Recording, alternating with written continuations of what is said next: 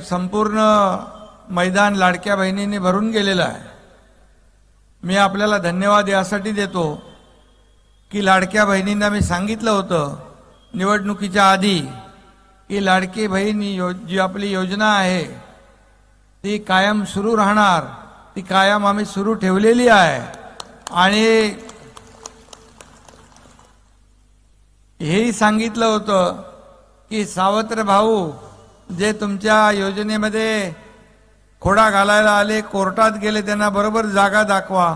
ती तुम्ही जागा दाखवली आणि मुख्यमंत्री माझी लाडकी बहीण योजना एवढी लोकप्रिय झाली, सुपरहिट झाली आणि 232 आमदार निवडून आले। 232 आमदार आतापर्यंत कधी निवडून आले नव्हते। सगळा ऐतिहासिक सगळा विजय आहे आणि त्याचं सगळं श्रेय माझ्या लाडक्या बहिणींना। आणि म्हणून मुख्यमंत्री म्हणून मी 2.5 वर्षामध्ये अनेक प्रकल्प पुढे नेले, अनेक बंद पाडलेले महाविकास आघाडीने प्रकल्प त्याला चालना दिली आणि ठाण्यात देखील आपण अनेक प्रकल्प सुरू केले, मुंबईत, महाराष्ट्रात सगळीकडे। आणि त्याचबरोबर मुख्यमंत्री माझी लाडकी बहीण योजना असेल, लाडका भाऊ योजना असेल, लाडका शेतकरी आणि ज्येष्ठांना देखील आपण योजनेमध्ये घेतलं। आणि मग एसटीची 50% सवलत असू द्या, लेक लाडकी लखपती योजना असू द्या किंवा मुलींना उच्च शिक्षण मोफत असू द्या, ह्या सगळ्या योजना आपण केल्या। आणि मला विश्वास होता की महायुतीने 2.5 वर्षात एवढी कामं केली की एवढी कामं आतापर्यंतच्या इतिहासामध्ये कधीच झाली नव्हती। आणि त्या कामाची पोचपावती गेल्या विधानसभेच्या निवडणुकीमध्ये या महाराष्ट्रातल्या लाडक्या बहिणींनी आणि सगळ्यांनी दिली। कारण लोकसभेत फेक नरेटिव्ह पसरवून थोडा त्यांना विजय प्राप्त करता आला, परंतु त्यांना वाटलं लोकसभेत आम्ही फेक नरेटिव्ह केला, संविधान बदलणार, हे करणार, ते करणार, आरक्षण जाणार, तसंच विधानसभेत देखील होईल म्हणून त्यांनी मंत्रिमंडळाचं वाटप पण केला होता आणि हॉटेल पण 5 स्टार बुक केली होती। परंतु या महाराष्ट्रातल्या लाडक्या मतदारांनी त्यांची बुकिंग रद्द करून टाकली आणि महायुतीचं सरकार आलंय। आता जबाबदारी आमची आणखी वाढलेली आहे। आम्ही टीम म्हणून काम करत असतो आणि शेवटी मुख्यमंत्री काय, उपमुख्यमंत्री काय, पण याच्यामध्ये एवढंच मी सांगतो, या सगळ्यापेक्षा माझ्या लाडक्या बहिणींचा हा लाडका भाऊ ही ओळख सगळ्यात मोठी आहे माझ्यासाठी। आणि मग महाराष्ट्रात कुठेही गेलो तरी सुद्धा लाडक्या बहिणी आवर्जून शुभेच्छा देतात, स्वागत करतात, याच्यापेक्षा मोठं काय। आणि म्हणून पदापेक्षा जे या राज्यामध्ये जे राज्यातल्या जनतेने प्रेम दिलं 2.5 वर्षामध्ये, 2.5 वर्षात 10 वर्षात कामं झाली नाही, ती 2.5 वर्षात झाली। आणि आता यापुढे देखील या महाराष्ट्र राज्याचा विकासाचा रथ असाच पुढे न्यायचा आहे आपल्याला। तुम्हाला एवढंच सांगतो, पात्र बहिणींचा कुठलाही योजना आम्ही बंद होऊ देणार नाही, बंद होणार नाही। आणि त्यामुळे तुम्ही देवराम शेटले मान असा लँडस्लाइड मॅन्डेट या महाराष्ट्रातल्या जनतेने दिलं, त्याबद्दल मी मनापासून आपल्या सगळ्यांना धन्यवाद देतो, मनापासून आपल्याला शुभेच्छा देतो। आणि बाकी तुमच्या वार्डामध्ये, मतदारसंघामध्ये विकासाची कामं खूप केली आणि यापुढे देखील जी कामं मैदान वगैरे जे आहेत ते सगळं आपण करू। शेवटी लोकांसाठी आपल्याला करायचं आहे, जनतेसाठी करायचं आहे।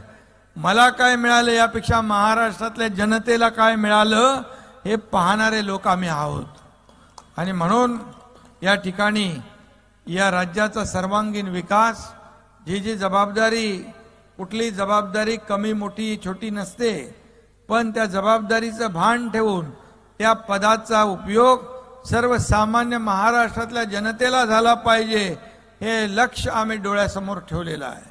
आणि म्हणूनच या महाराष्ट्रामध्ये एवढा मोठा विजय प्राप्त झालेला आहे। त्यामध्ये तुमचा सगळ्या सुवाचा वाटा आहे आणि म्हणून तुम्हाला पुन्हा एकदा खूप खूप मनापासून शुभेच्छा देतो. असंच प्रेम कायम ठेवा.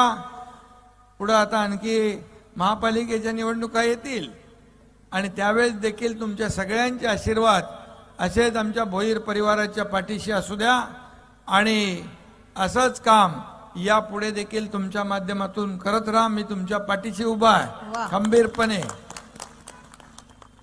त्यामुळे येणारा जो काही पुढचा काळ आहे याच्यामध्ये आपल्याला ठाण्यामध्ये आज आपण ठाण्यात मेट्रो आणतोय, ठाण्यामध्ये रिंग रोड मेट्रो आणतोय, ठाण्यामध्ये वाहतूक कोंडी दूर करण्यासाठी आपण कोस्टल हायवे करतोय.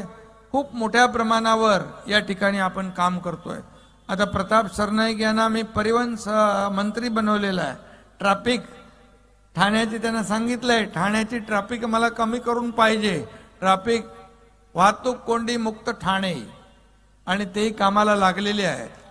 त्यामुळे खूप मोठ्या प्रमाणावर या ठाण्यात आपण कामं करतोय, मोठ्या प्रमाणावर विकास करतोय. ठाणं बदलतंय आणि तुम्हाला आवर्जून मी सांगतो की मुंबई असेल, पुणे असेल, इतर शहरातले लोक कलावंत असतील, साहित्यिक असतील, इतर लोक असतील, ठाण्यात येऊन राहू लागले. ते ठाणेकर झालेत कारण ठाणं त्यांना आवडतं. ठाण्यामध्ये आता असं काही नाही की काही मिळत नाही आणि म्हणून मोठमोठे विकास प्रकल्प आपण ठाण्यामध्ये केलेत. यापुढे देखील आणखी ठाण्याची जी गरज आहे ती देखील पूर्ण करण्याचं काम हा एकनाथ शिंदे करेल, हा शब्द तुम्हाला मी या ठिकाणी देतो. आणि पुन्हा एकदा लाडक्या बहिणींना खूप खूप शुभेच्छा. धन्यवाद. जय हिंद, जय महाराष्ट्र.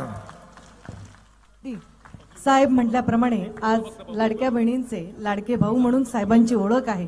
खरंच 2 ओळी साहेबांसाठी.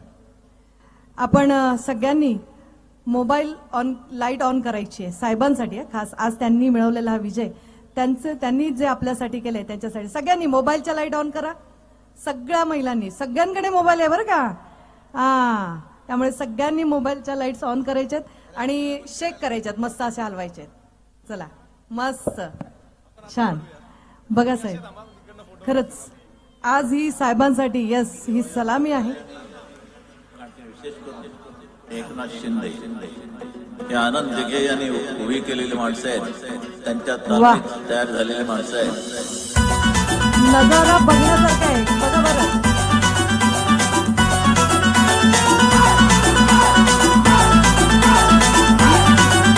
सगळ्या लाडक्या बहिणी आनंदात आहेत. आदरणीय महाराष्ट्राचे मुख्यमंत्री एकनाथ शिंदे साहेबांनी